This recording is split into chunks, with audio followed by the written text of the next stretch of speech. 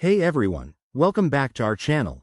If you're a TikTok user, you might have heard about Stitches, a fun feature that lets creators remix and respond to other videos.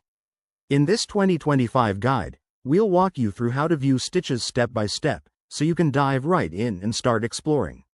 First things first, what's a stitch?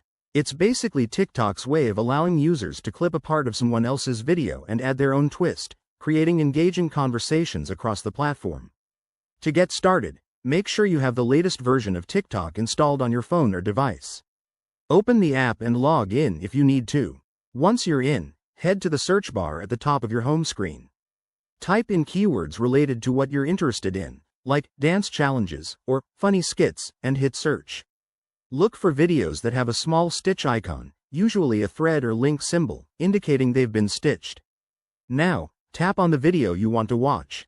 As it plays, you'll see the stitch element highlighted. To view the stitched content, simply tap on that icon or the linked section. This will either take you directly to the original video or show you the remixed part side by side.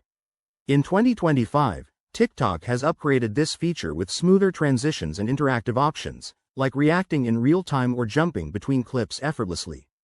If you're viewing a video that includes multiple stitches, you can swipe or tap through them to see the full thread. Pro tip: while you're there, like, comment, or even save the video to keep up with trends. Remember, stitches are a great way to discover new creators and join viral conversations. That's it for today's quick tutorial. Viewing stitches on TikTok is easier than ever in 2025, and it opens up a world of creative content.